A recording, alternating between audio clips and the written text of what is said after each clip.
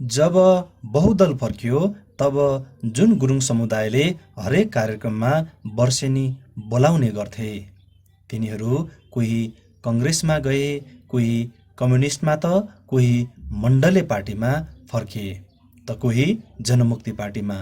मेरो एमएनओमा त हात लाग्यो शून्य। तर गुरुङहरूलाई पञ्चायतकालमा सङ्कट पर्दा न कुनै कङ्ग्रेसले बोले न त कुनै कम्युनिस्ट र मण्डलेहरूले। गुरुङहरूको यस प्रकारको कृतज्ञता देखेपछि 1995ताका मैले आम सभामा नै भनिदिएँ, तपाईँ कृतज्ञ गुरुङहरूले अबदेखि मलाई ननिम्त्याउनुहोला। निम्त्याउनु भए पनि म उपस्थित हुँदिनँ। त्यस्तै भयो पोखराको मिनबहादुर गुरुङद्वारा निर्मित शान्ति स्तूपा र इलाम मावोमा गुरुङहरूद्वारा निर्मित गुम्बा, जसलाई सेना, प्रहरी र प्रशासनले भत्काइदिने काम भयो। कुनै पार्टीका कोही बोलेनन्, कसैले लेखेनन्, तर मैले आफ्नो क्षमता अनुसार न्यू लाइटमा लेखेर विरोध गरेँ। तिनै गुरुङहरू आज मङ्गोल नेसनल अर्गनाइजेसनलाई गाली गर्ने र साम्प्रदायिकता भन्नेमा अघिल्लो पङ्क्तिमा छन् भने गुरुङहरूको विवेक शक्ति कति पछि भन्ने सजिलै अनुमान गर्न सकिन्छ। पृथ्वीनारायण शाहको सेनामा एक हल भई शाह साम्राज्य बढाइदिने यी गुरुङ मगरहरूको मुटु पनि उहिले खाइदिएछन् शाहहरूले। नत्र अरूको निम्ति त्यति लड्ने भिड्नेहरू आज किन यति कातर र अदूरदर्शी? किन साम्प्रदायिक भनिदिन साथ लुगलुग काँप्छन्? गुरुङ मगरमा ठुलो भाँजो हाल्ने को? पहिलो त भोजराज बाहुन हो, जसले सन् 1648तिर एक पृष्ठको वंशावली र गोत्र लेखी लमजुङतिर बाँडिदिए। त्यसपछि अर्को बाहुन शिखरनाथ सुवेदीले सन् 1911मा यस्तै दुष्टतापूर्ण काम दोहोऱ्यायो। थर, गोत्र, प्रवाली लेखेर मङ्गोलहरूको गोत्र हुँदैन, कुल हुन्छ। यसरी गुरुङहरूलाई लगातार टुक्राउने र फुटाउने दुष्टतापूर्ण भूमिका बाहुनहरू र पछि 1996ताका नरहरिनाथ योगीले गरे। त्यति मात्र होइन, भरत शमशेरले फ्याँकिदिएको हड्डीको लोभमा फसेर बुटोल जोगी कुटीको शेरबहादुर गुरुङले 1956मा त्यसै गरे। जुन जुझाउने, फुटाउने र मास्ने भूमिका बाहुनहरूले र कानचिरुवा जोगीहरूले गरे। शेरबहादुर गुरुङले वंशावली लेखेर गुरुङहरू हिन्दू भएको ठोकुवा गरिदिए। योभन्दा मूर्खता के हुन सक्छ? शेरबहादुर जस्तै सामाजिक दुष्टहरू आज बाहुनको पैताला, दलित, जनजाति बनाउने र बनाउने काममा जुटेर मूलवासीको नाममा आएको रकम गुटमुटाउने काममा लागेका छन्। पढन्ते समूहको एक जत्था। तर बुद्धि र विवेक हाराहरू। शेरबहादुर गुरुङलाई त कुलवीर गुरुङ र पूर्णबहादुर गुरुङले मुद्दा हाली हराए, दण्ड पनि गराए। त्यस्ता अगतिलो काम गरे बापत 1958ताका गुरुङ कल्याण सङ्घको साधारण सदस्यबाट समेत निष्कासन गरिदियो। यस्तै अति दुष्टतापूर्ण काम गरेर बाहुन छेत्रीले फ्याँकिदिएको हड्डी चुस्नेमा पर्छन् भोका देउराली पर्वतको भद्रवीर गुरुङ, जसले 1962तिर 4 र 16को जटिल प्रश्नप्रति पुस्तक लेखेर बाँड्ने र भाड्ने काम गरेका थिए। 1978तिर जगमान गुरुङलाई विश्व हिन्दू परिषदको सदस्य बनाई गुरुङहरूलाई आर्य बनाउने काम भएको छ। त्यसमा पनि खाटी बाहुन। अब विश्व हिन्दू परिषदको सदस्यमा पोखराका लक्ष्यबहादुर गुरुङलाई मनोनित गरेका छन्। लक्ष्यबहादुर गुरुङ, जसले राडी बनाइएकी गुरुङ सेनी युवतीलाई सेतो पहिरन लगाएर सिन्दुर पुच्छन् र चुरा फुटाउन लगाई पारसको सुरक्षा गरेको थियो। काठमाडौँमा नेवार समाजलाई त झन् थरीथरीको आक्रमणले यति छिन्न भिन्न बनाइदिएको छ कि तिनीहरू जुट्ने स्थितिमा नै छैनन् र को शक्तिमा पुग्छ त्यसैलाई हात मोलेर आफ्नो काम बनाउने र गाउँबाट सहर पसेका बाहुनलाई अघि सारेर तिनीहरूकै पछि लाग्ने चलन संस्कार नै भइसकेको छ। हिन्दू बनाइएर नेवार समाजभित्र नै नेवारले नेवारको मात्र बाहुन क्षेत्रीप्रति होइन बुद्ध मार्गीहरूप्रति घृणा फैलाउने लगातारको योजना र प्रयासपछि यहाँका बुद्ध मार्गी नेवारहरूले हिन्दू राजाको खुट्टा धोएर पानी खाने जस्तो घृणित हिन्दू संस्कारमा ढालिसकिएका छन्। बुद्धिस्ट भन्दा आफैलाई निम्न कोटीको सम्झने र डराउने भइसकेका छन्। यतिको ठुलो नेवार जमातबाट प्रधानमन्त्री हुने क्षमताका व्यक्ति देखा परेका छैनन् र यिनीहरू पनि पढन्ते मात्र छन्, बुद्धिजीवी र आँटी देखिएका छैनन्। यसै कारण पनि होला कङ्ग्रेसका नेताहरूले गणेशमान सिंहलाई कमान्डर त बनाए र भने पनि तर राजनीतिज्ञ भनेनन्। गुरुङहरू जस्तै तँभन्दा म ठुलो जात जाति हिन्दू समाज मात्र भनिन्छ, मभन्दा तँ सानो जात भन्यो, परस्परमा घृणा फैलायो, जुझ्यो। बाहुन छेत्रीले शक्तिमा पुगेपछि के फालिदिन्छ त्यसैमा झम्ट्यो, बस्यो। पृथ्वीनारायणले काठमाडौँ हानेर गद्दीमा बस्यो, जयदेव जदौ गरे। राणाहरू शक्तिमा आए, गुणगान नै गाए। फेरि बिपी शक्तिमा पुगे, हाई हाई नै गरे। फेरि महेन्द्र गद्दीमा बस्यो, जदौ सुरु भयो। फेरि बहुदल आयो, उही हाई हाई। वीरेन्द्र र दरबार हत्याकाण्डपछि ज्ञानेन्द्र आए, खुट्टा धोएर पानी खानेमा पनि उही नेवार। त्यसमा पनि बुद्धिस्ट भन्नेहरू। योभन्दा ठुलो वैचारिक अप्रगति के होला?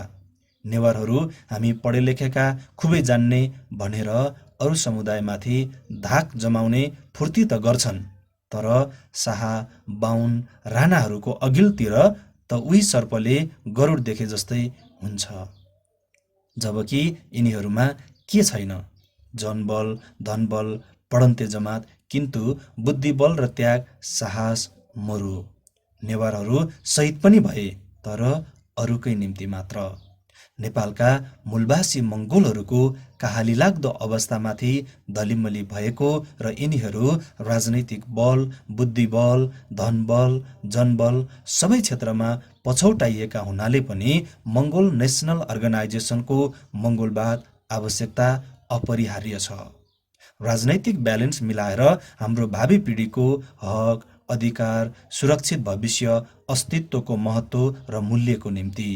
जम्बुद्वीपे भारत अखण्डै नेपाल देशे भनेर राष्ट्रमन्त्र बनाउने पनि यिनै बाहुन छेत्री मर्न अघि काशी र बनारस पुग्नुपर्ने, मर्न पुग्न नभ्याए अस्तु बगाउन काशी बनारस धाउने पनि यिनै बाहुन छेत्री।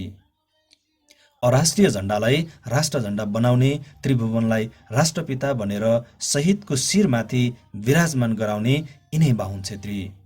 पशुपति घाटलाई आर्यघाट बनाउने पनि यिनै बाहुन छेत्री। नेपाल भारतवर्षभरिको एक अति रमणीय र सर्व सुखावह पुण्यभूमि हो भनेर लेख्ने अम्बिका प्रसाद उपाध्याय, एएबिएल advocate, Patna high court member, legislative council, Bihar उडिसाद्वारा लिखित नेपालको इतिहास, जसको दोस्रो संस्करण सन् 1929मा प्रकाशित भएको थियो। यो देश जङ्गली, भुसतिखरी, पाखे, गुरुङ, मगर, तामाङ, राई, लिम्बू इत्यादि बृहत मङ्गोल समुदाय, खर्पने, नेवार ढोकेको देश हो नेपाल। भगवान राखिदेऊ यो यसै गरी यी सबै भए हाम्रो सिरीखुरी कहाँ जाला?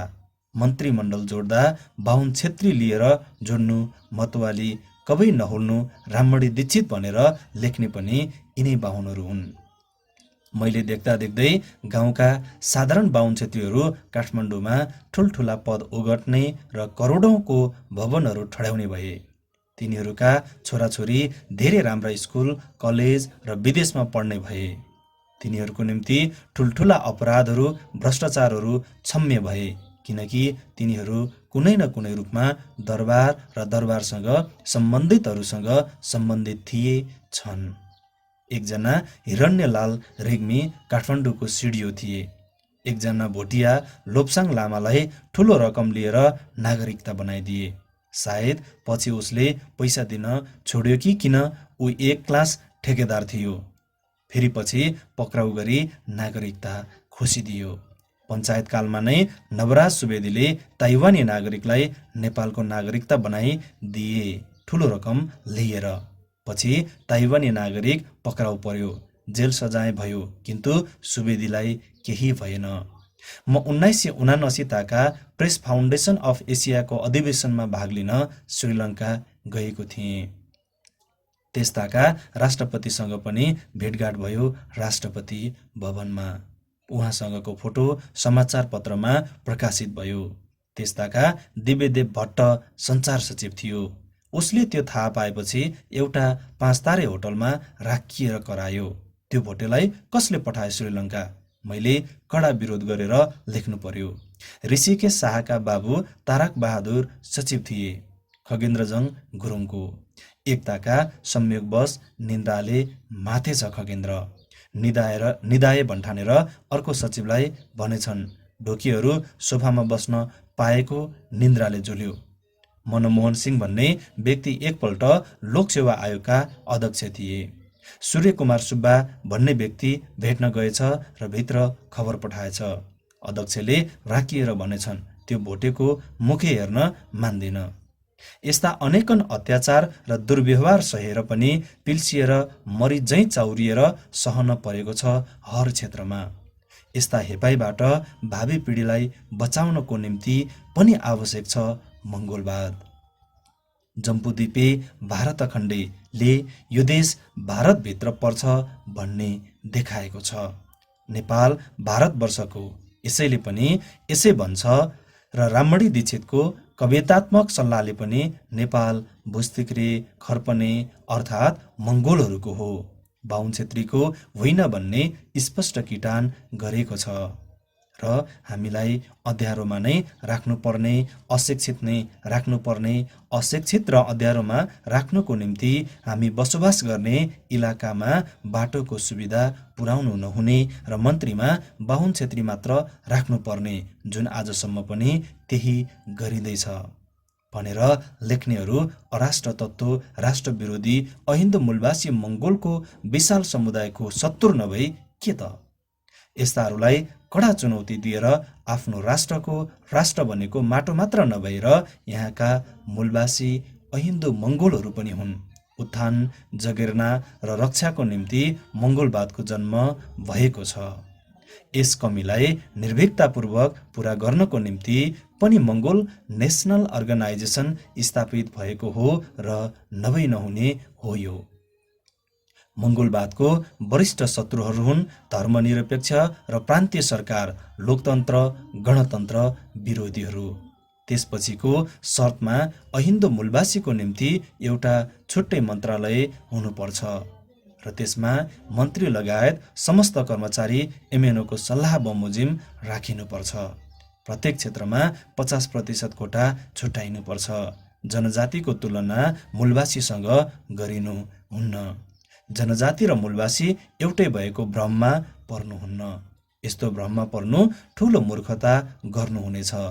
जनजातिको ठग जमातले ठग्न सक्ने र मूलवासीको कोटा हत्याउन सक्ने सम्भावनाबाट जोगाउनको निम्ति मङ्गोल नेसनल अर्गनाइजेसनको सिफारिस आवश्यकता पर्छ।